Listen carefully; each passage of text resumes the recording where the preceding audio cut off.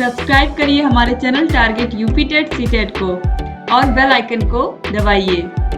Hello दोस्तों, मैं आनंद स्वागत करता हूं आप सभी का आपके अपने चैनल और app target UP TET CTET में। दोस्तों, हम पढ़ रहे हैं आपके डीएलएड फर्स्ट सेमेस्टर के कंप्यूटर विषय को और इसमें पहला जो चैप्टर है वह मैंने आपको कंप्लीट करा दिया है। पहले चैप्टर्स के जितने भी टॉपिक्स थे और जितने तरीके के प्रश्न उस पे बन सकते थे मैंने आपको पूरा बता दिया है। उम्मीद है कि फर्स्ट चैप्टर आप लोगों ने देख लिया होगा और नहीं देखा है तो नीचे डिस्क्रिप्शन में आपको लिंक मिल जाएगा। कंप्यूटर के सामने एक लिंक होगा, उस पर आप क्लिक करोगे तो वहां से आपको सभी वीडियोस सभी क्लासेस देखने को मिल जाएंगी। इसी प्रकार हम आपको सभी विषय पढ़ाते हैं और सारा सेमेस्टर पढ़ाते हैं, ठीक है। तो अभी देखिए सभी विषय की तैयारी आप यहाँ से कर सकते हैं। नीचे डिस्क्रिप्शन में सभी विषयों का लिंक दिया गया है और साथ ही मैथ्स भी मैं ही आपको पढ़ा रहा हूँ, तो मैथ्स के भी क्लासेस आप जरूर अटेंड करिए और बाकी विषयों के भी जरूर अटेंड करिए। अब चलिए देखते हैं जो दूसरा चैप्टर है आपका कंप्यूटर विषय का, उसको हम यहाँ पे देखने वाले हैं, कंप्यूटर सिस्टम जिसका नाम है। अब देखिए पहले चैप्टर में हमने देख लिया कि कंप्यूटर का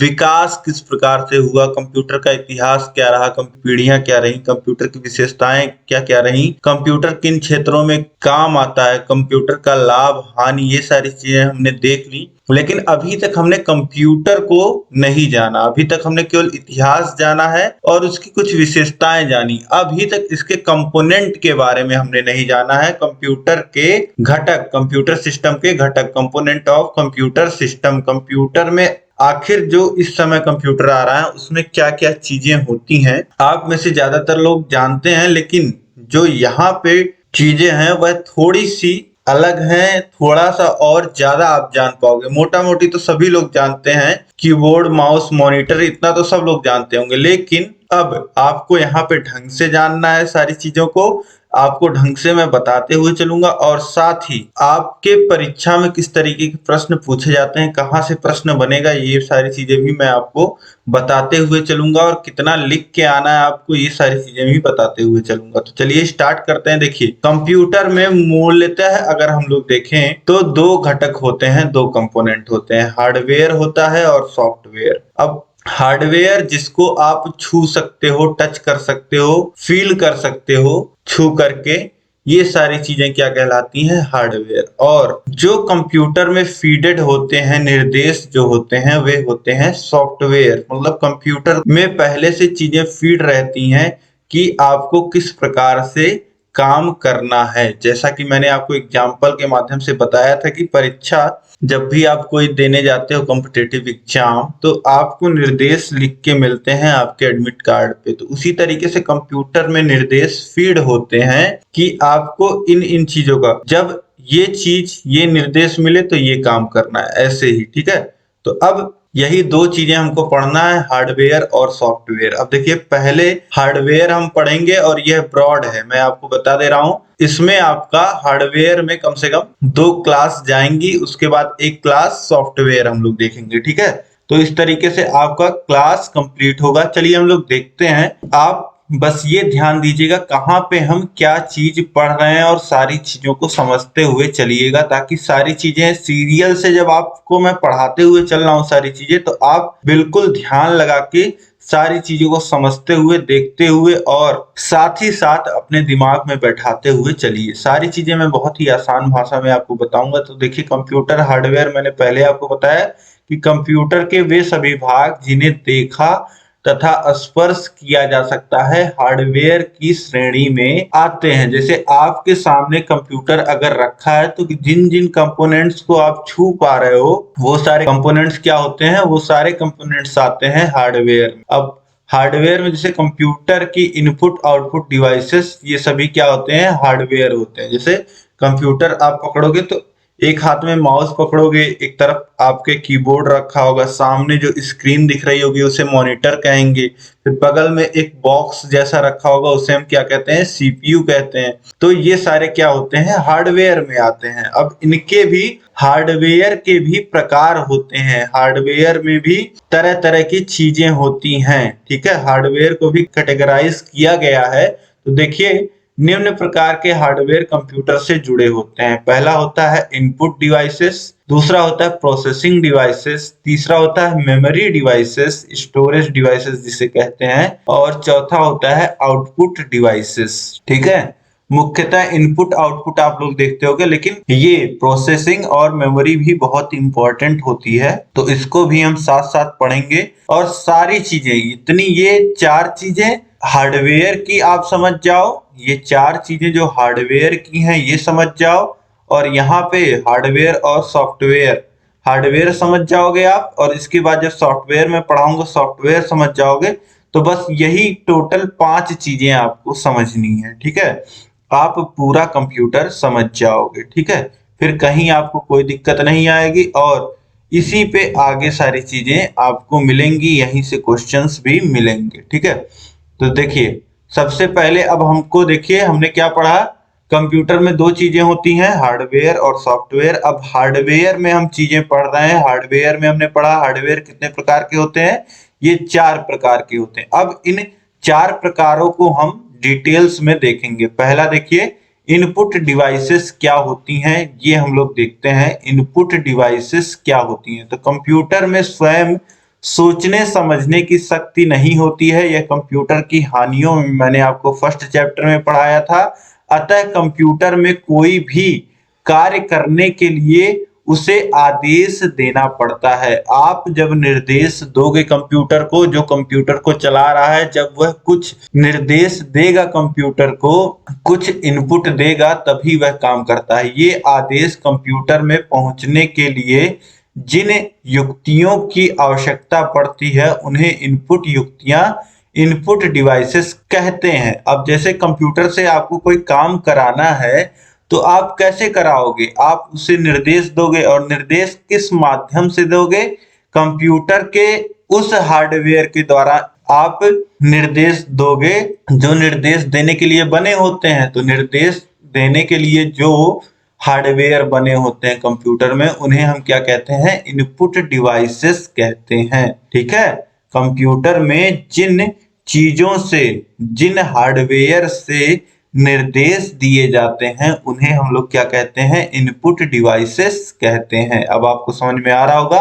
अब इनपुट डिवाइसेस में क्या क्या आता है, देखिए वर्तमान में अनेक प्रकार के इनपुट डिवाइसेस प्रयुक्त हो रही हैं। इनमें से कुछ निम्नलिखित हैं। देखिए पहला है कीबोर्ड। कीबोर्ड अभी एक एक करके हम लोग डिटेल्स में ये सारा जितनी भी इनपुट डिवाइसेस हैं सभी को पढ़ेंगे। देखिए कीबोर्ड होता है, माउस होता है, ट्रैक बॉल होता है, लेखनी स्टाइलस होता है, लाइट पेन होता है, स्कैनर होता है, डिजिटल कैमरा होता है, माइक होता है, डिजिटल कीबोर्ड होता है, जॉय स्टिक होता है। तो ये सारी चीजें क्या हैं, ये सारी चीजें कंप्यूटर को निर्देश देने का काम करती हैं। मतलब क्या काम करना है कंप्यूटर को, यह कंप्यूटर को जब उपयोगकर्ता बताता है तो इन्हीं हार्डवेयर्स के द्वारा बताता है।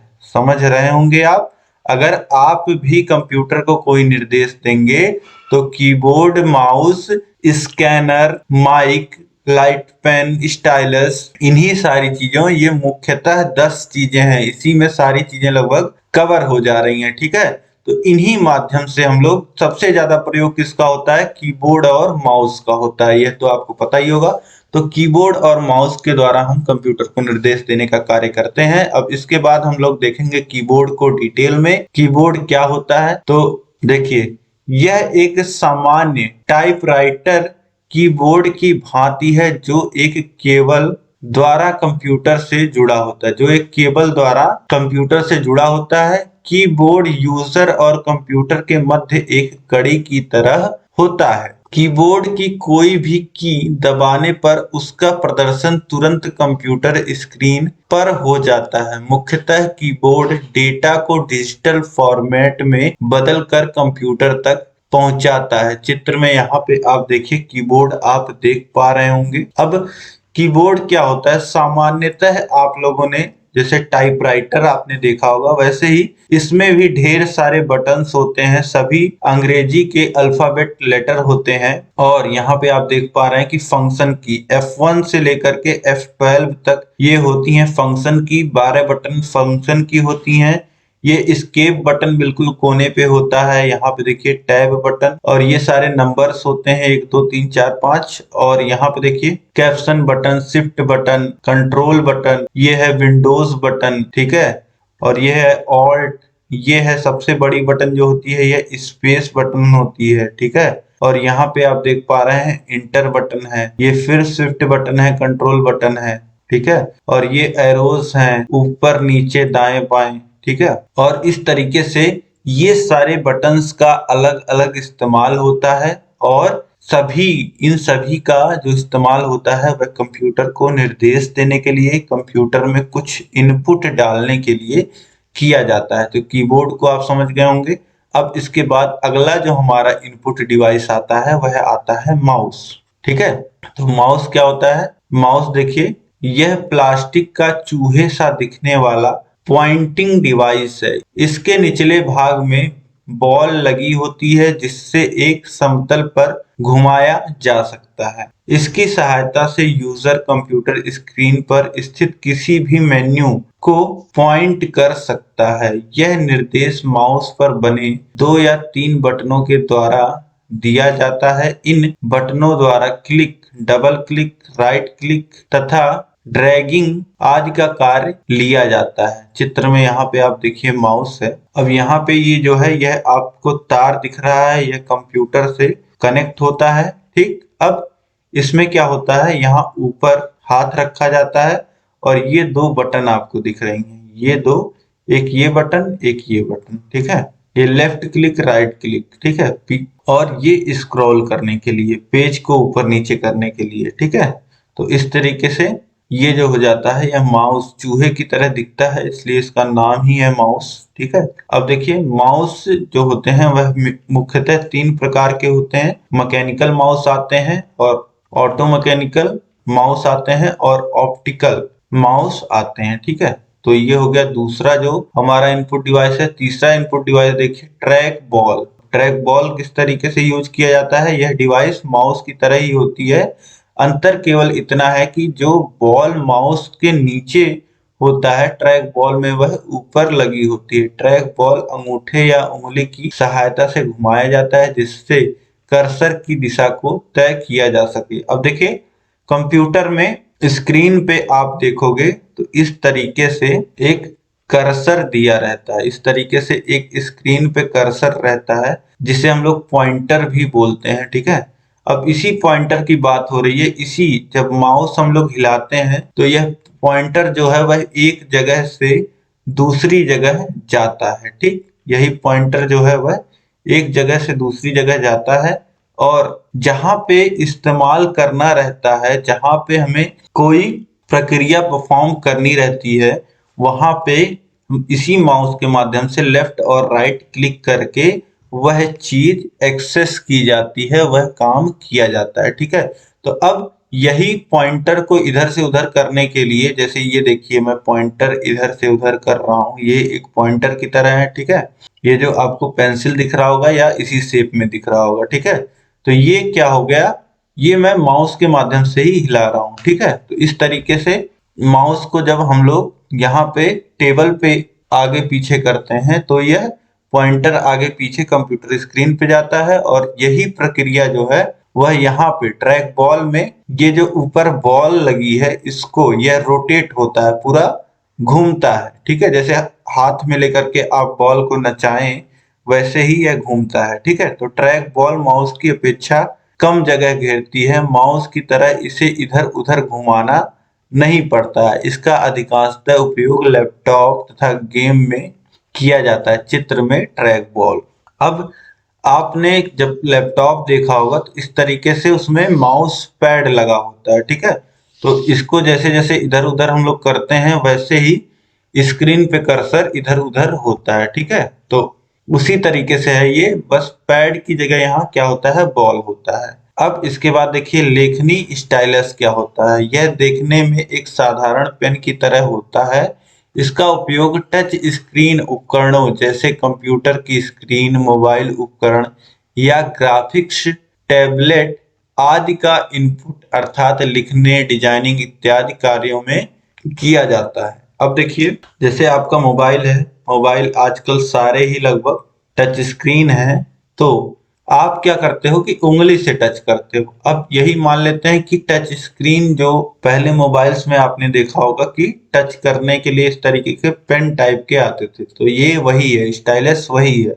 जैसे अगर मान लेते हैं कि अभी आपके उंगली से टच होना बंद हो जाए और उंगली की जगह आपको एक पेन दे दिया जाए और उसी पेन से ही स्क्रीन टच होती हो, या फिर कई मोबाइल्स में, टैबलेट्स में आपने देखा होगा कि बहुत बारीक काम करने के लिए, डिजाइनिंग करने के लिए पेन साथ में दिया रहता है। ठीक है, अभी मान लेते हैं जैसे हम लोग क्या करते हैं, आर्ट जो होता है वह पेंसिल के माध्यम से पेज पे हम लोग बनाते हैं, लेकिन आजकल ग्राफिक डिजाइनिंग में हो जाए या फिर कोई आर्ट बनाने का काम आप देखोगे तो वेस्टर्न कंट्रीज में, जहाँ पे डिवाइसेस सस्ती हैं और टेक्नोलॉजी काफी आगे है, वहां पे लोग इन्हीं डिवाइसेस का उपयोग करते हैं। इसी तरीके से स्टाइलस का उपयोग करते हैं, जिससे वह स्क्रीन पे और अच्छी पकड़ बना पाते हैं। उंगली से भी अच्छी पकड़ जो है वह स्क्रीन पे स्टाइलस के माध्यम से बन पाती है। अब इसके बाद देखिए लाइट पेन, तो यह पेन के आकार का प्रकाश संवेदी पॉइंटिंग डिवाइस है, जिसके पीछे एक केबल लगी होती है। यह उसको स्क्रीन के ऊपर चलाया जाता है, तो केबल की मदद से कंप्यूटर प्रकाश की तीव्रता को महसूस कर रेखाएं बनाती है। तो ये भी एक तरीके से स्टाइलस का ही रूप है, लेकिन यह और पुराना है। ठीक है, यह केबल के माध्यम से कंप्यूटर से जुड़ जाता है और इसको जब पॉइंटर जहां पे किया जाता है वहां पे फंक्शन होता है। ठीक है, तो ये हो गया लाइट पेन। इसके बाद देखिए स्कैनर, तो स्कैनर आप सभी ने देखा होगा, जैसे आप कोई फोटोकॉपी कराने जाते हो, जीरोक्स कराने जाते हो आप, तो क्या होता है, आप यह डिवाइस देखते हो, यह डिवाइस सीधे कंप्यूटर को सूचनाएं प्रेषित करती हैं। इसकी सहायता से किसी भी रेखा चित्र, आकृति, फोटो आदि को कंप्यूटर में उसके मूल रूप में प्रेषित किया जा सकता है। इसमें कीबोर्ड या माउस की तरह सूचना को टाइप करने या क्लिक करने की आवश्यकता नहीं पड़ती, फलस्वरूप गति व शुद्धता एक्यूरेसी बनी रहती है। चित्र में यहाँ पे स्कैनर आप देख पा रहे हैं। अब स्कैनर कैसे इनपुट डिवाइस है, यह आप लोग सोच रहे होंगे। अब कोई भी आपका डॉक्यूमेंट है या कोई फोटो है, ठीक है, कोई फोटो है, तो इसको क्या करते हैं, आप यहाँ पे रख देते हैं, या कोई डॉक्यूमेंट है तो यहाँ पे रख देते हैं, और यह जैसा आपका डॉक्यूमेंट है, ठीक है, वैसा ही यह कंप्यूटर में डॉक्यूमेंट बना देता है। ठीक है, तो एक तरीके से यह क्या काम किया कि कंप्यूटर को सूचना देना, कंप्यूटर को निर्देश देने का ही काम हुआ। कंप्यूटर को, कंप्यूटर में कुछ इनपुट गया। ठीक है, तो इसीलिए स्कैनर भी क्या है, एक इनपुट डिवाइस है। कंप्यूटर को सूचना प्रदान करना, या कंप्यूटर को आपने जब कहा कि इसको स्कैन करो, तो वह किसके माध्यम से इनपुट लेता है, यह स्कैनर के माध्यम से लेता है। अब इसके बाद देखिए अगला जो है वह हमारा डिजिटल कैमरा है। अब इससे हाई रेजोल्यूशन की फोटो खींचकर कंप्यूटर में भेजा जा सकता है। इसके द्वारा साउंड रिकॉर्डिंग, वीडियो रिकॉर्डिंग भी कर सकते हैं। इसकी सबसे बड़ी विशेषता डिजिटल परिवर्तन है। यह किसी भी इमेज को डिजिटल रूप में परिवर्तित कर कंप्यूटर को भेजता है, और कंप्यूटर भी डिजिटल रूप में इनपुट लेता है। चित्र डिजिटल कैमरा। अब यहाँ पे देखिए आप, यहाँ पे डिजिटल कैमरा क्यों कहा गया, क्योंकि यह डिजिटल रूप में ही, जैसे कंप्यूटर के में मेमोरी होती है वैसे इसमें भी मेमोरी होती है, और यह ऐसे ही तस्वीरों को स्टोर करता है। पहले के कैमरा क्या होते थे, पहले के कैमरा में आपको पता है कि रील होती थी, ठीक है, जो इस तरीके से, जैसे आपने सिलाई वाले धागे की रील आपने देखी होगी, वैसे क्या होता था, रील होता था, या कोडेक की रील्स आती थी, आपने देखा होगा। पुराने जो कैमरास होते थे उसमें रील्स का प्रयोग होता था, ठीक है, जिसमें चिप नहीं लगता था, उसमें रील लगती थी, अलग से खरीद के रील लगानी पड़ती थी, और उसमें जैसे आजकल मेमोरी भर जाती है, उसमें निश्चित ही होता था कि इतना फोटो आप ले सकते हो और इतनी वीडियो रिकॉर्डिंग कर सकते हो, वह भर जाता था। ठीक है, तो इस तरीके से डिजिटल कैमरा भी कंप्यूटर के लिए क्या है, ये इनपुट डिवाइस है। अब इसके बाद देखिए माइक। अब माइक क्या है? माइक आपने देखा होगा, यह जो क्लास रिकॉर्ड कर रहा हूं मैं, यह एक लैपटॉप में कर रहा हूं। ठीक, तो मेरी जो आवाज है वह लैपटॉप में किस माध्यम से जा रही है? यह माइक के माध्यम से जा रही है और लैपटॉप में रिकॉर्ड हो रही है और सेव हो रही है।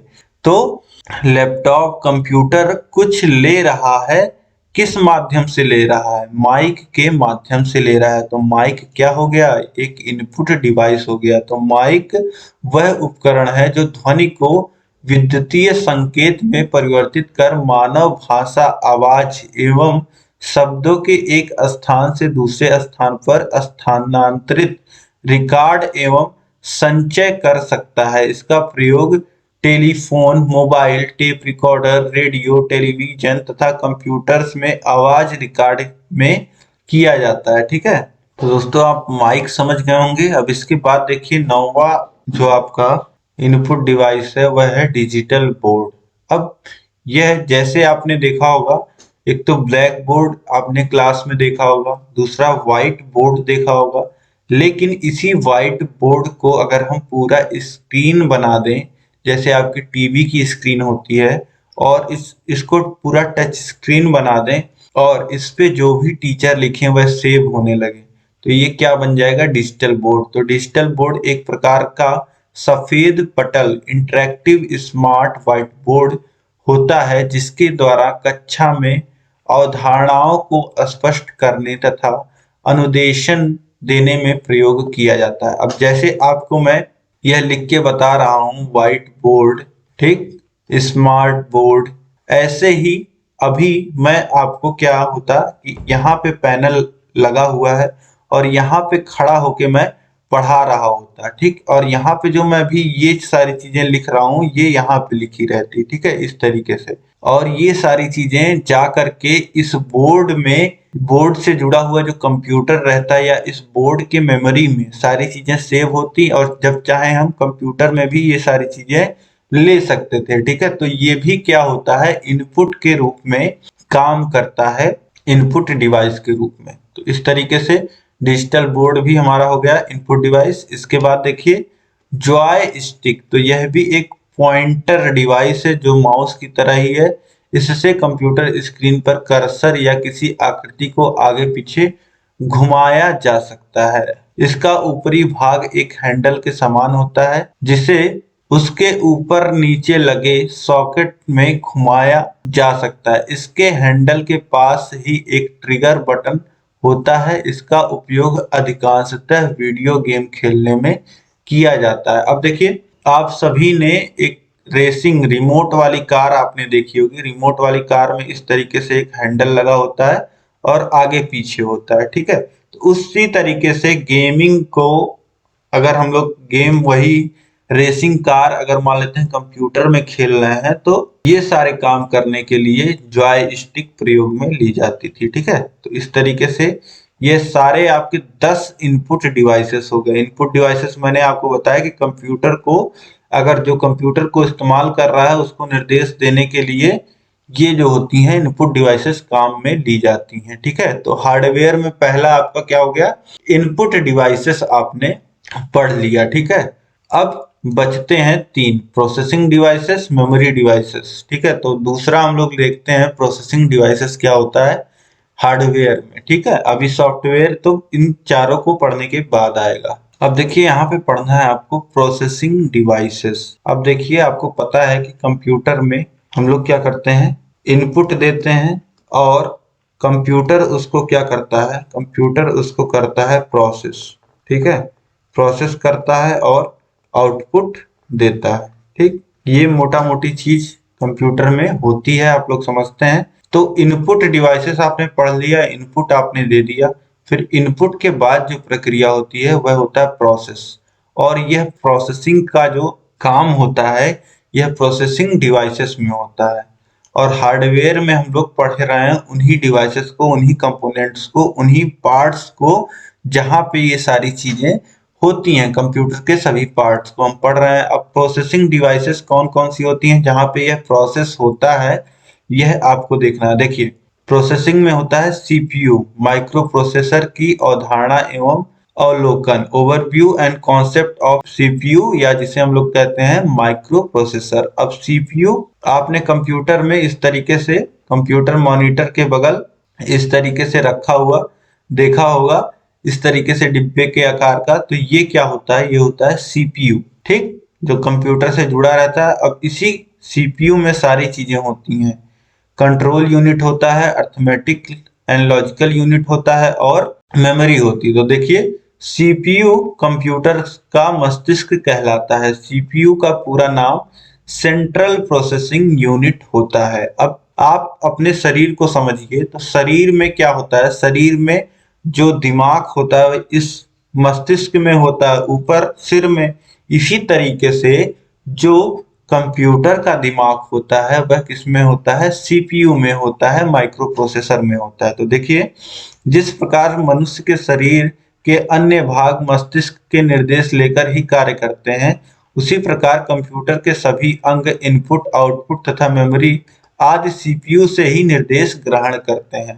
ठीक है, तो अब प्रोसेसिंग यूनिट्स में देखिए, आप पढ़ रहे हैं सीपीयू को। अब सीपीयू में क्या होते हैं? 3 भाग होते हैं। सीपीयू के 3 भाग होते हैं।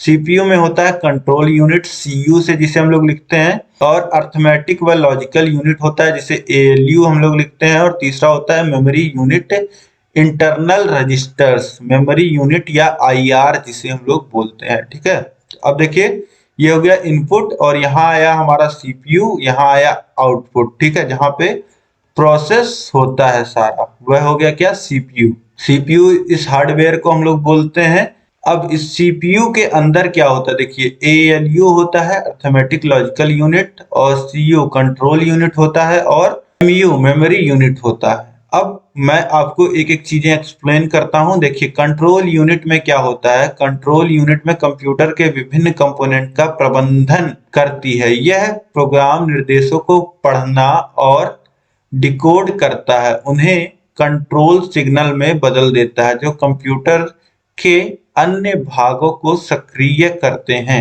अब एएलयू का काम, सॉरी सीयू का, अब यहाँ पे आप देखिए, सीयू कंट्रोल यूनिट का काम क्या होता है? कंट्रोल यूनिट का काम क्या होता है? इसका काम होता है मैनेजमेंट का।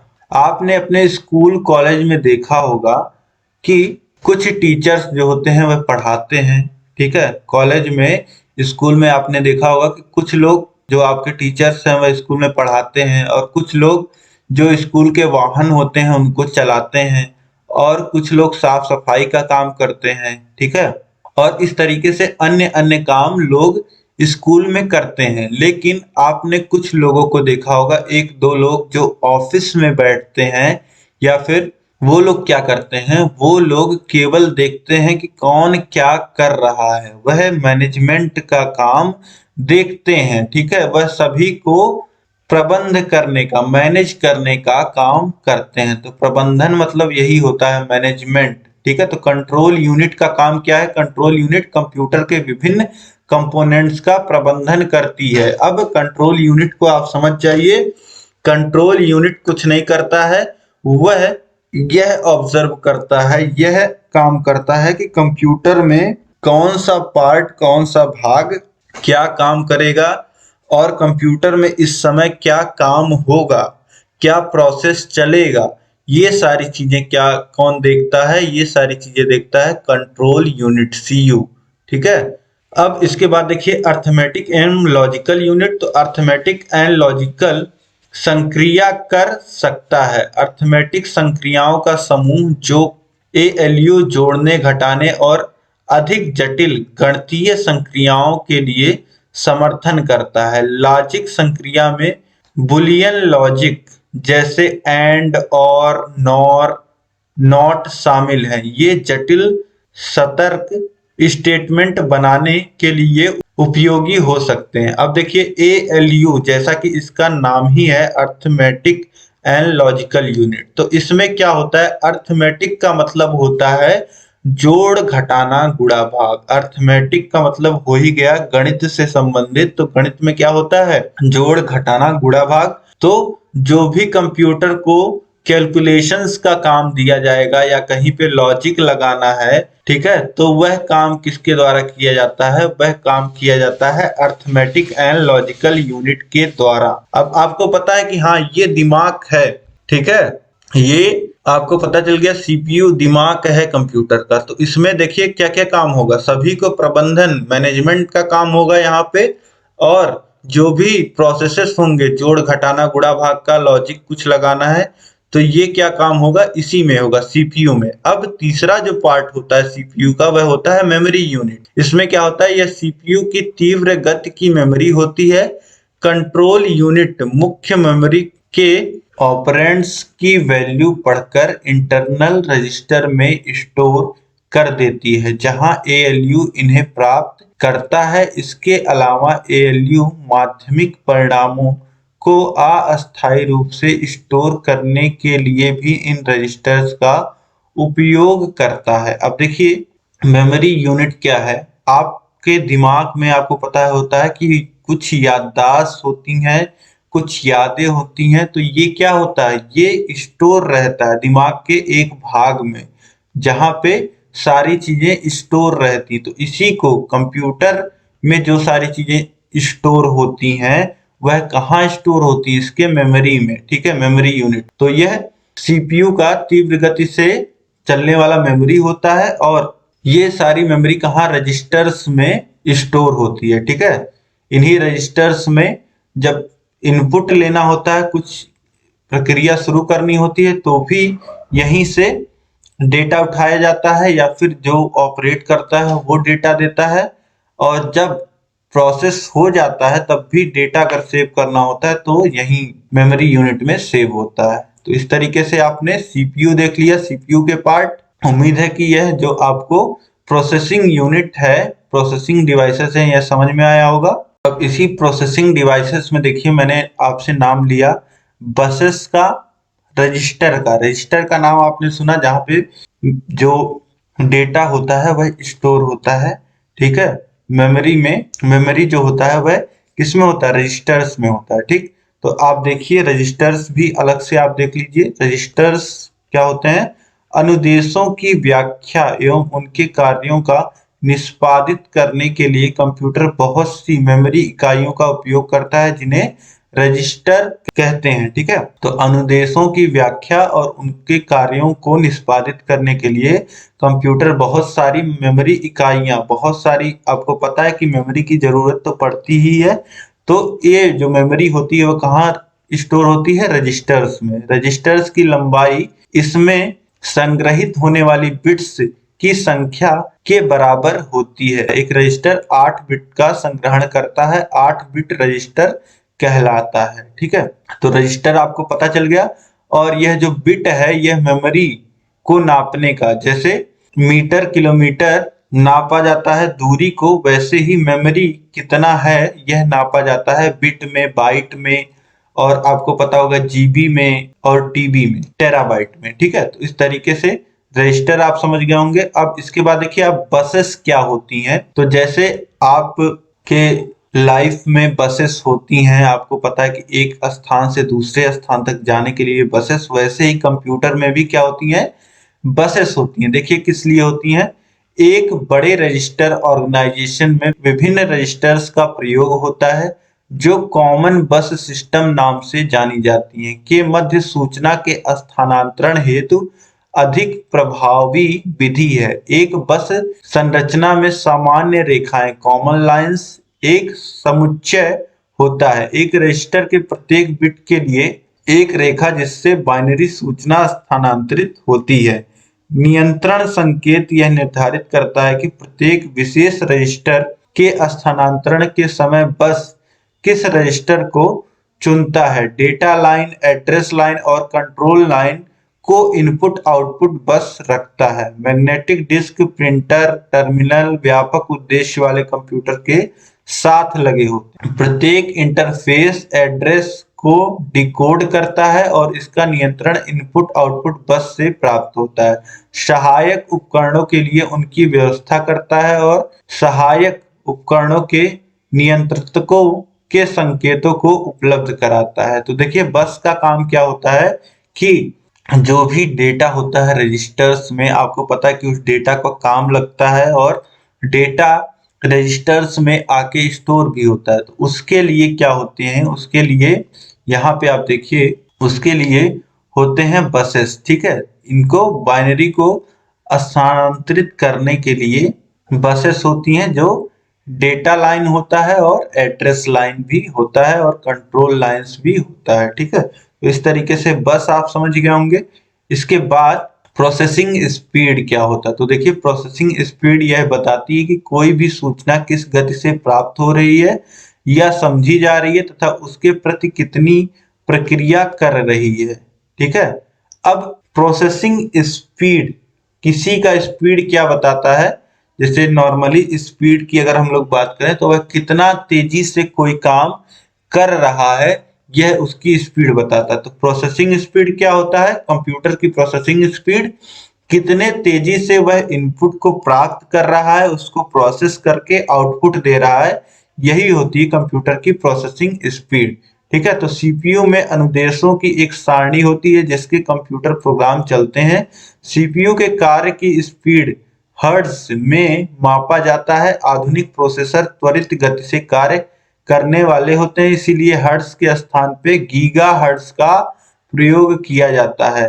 1 गीगाहर्ट्ज 1 अरब साइकिल प्रति सेकंड के बारे में होता है। आपको पता है कि आपने देखा होगा कि आपके मोबाइल में भी या जो भी प्रोसेसर आपने कंप्यूटर्स में भी देखे होंगे वह क्या होते हैं, जैसे 1.2 गीगाहर्ट्ज 2.2 गीगाहर्ट्ज, इस तरीके से इनकी स्पीड दर्शाई गई होती है, ठीक है। तो इस तरीके से यहाँ पे आपने जो प्रोसेसिंग डिवाइसेस होती हैं उनके बारे में पढ़ा। आपने इनपुट डिवाइसेस के बारे में पढ़ा और प्रोसेसिंग डिवाइसेस के बारे में पढ़ लिया हार्डवेयर में, ठीक है। तो हार्डवेयर में इनपुट डिवाइसेस जिनसे आप इंटरेक्ट करते हो वो इनपुट डिवाइसेस, और प्रोसेसिंग डिवाइसेस जब आप इनपुट दे देते हो तो जो डिवाइसेस जिनका प्रयोग कंप्यूटर करता है प्रोसेस करने के लिए वो क्या हो गई, प्रोसेसिंग डिवाइसेस। तो हार्डवेयर में ये 2 चीजें आपने पढ़ लिया। अब 2 चीजें बचती हैं, मेमोरी डिवाइसेस और उसके बाद मेमोरी में अभी और आप पढ़ोगे, ठीक है, मेमोरी डिवाइसेस और आउटपुट डिवाइसेस। तो ये हम पढ़ेंगे अगले क्लास में। इस क्लास में इतना ही रखते हैं। उम्मीद है कि ये जो स्टार्टिंग हुई आपकी सेकंड चैप्टर की कंप्यूटर सिस्टम की, यह आपको बहुत ही अच्छे ढंग से समझ में आ रहा होगा। अब उम्मीद है कि आपको समझ में आया होगा, तो आप इस वीडियो को लाइक कर दीजिए जिससे यह वीडियो और लोगों तक पहुंचे। आप कम से कम 5 मित्रों में इस वीडियो को शेयर करिए और ग्रुपों में शेयर करिए ताकि सभी लोग इसी तरीके से आसान भाषा में अपने कंप्यूटर विषय की तैयारी कर पाएं। और अभी तक अगर आपने चैनल को सब्सक्राइब नहीं किया है तो चैनल को सब्सक्राइब करके उसके बगल बेल आइकन होगा उस पर ऑल सेलेक्ट कर लीजिएगा ताकि सभी नोटिफिकेशंस आपको मिल पाए। और जैसा भी आपके जो भी सवाल और सुझाव होंगे, आपको क्लास कैसी लगी, ये सारी चीजें आप मुझे कमेंट करके जरूर बताइएगा, मुझे अच्छा लगेगा। और इसका पीडीएफ प्राप्त करने के लिए और हर एक चैप्टर का आपको टेस्ट प्राप्त करने के लिए हर एक विषय का पीडीएफ, क्लासेस और previous year question paper series का पीडीएफ और सभी क्लासेस को बिना प्रचार के देखने के लिए ये सारी सुविधाएं आपको पता है कहाँ पे मिलेंगी, हमारे ऐप पे मिलेंगी।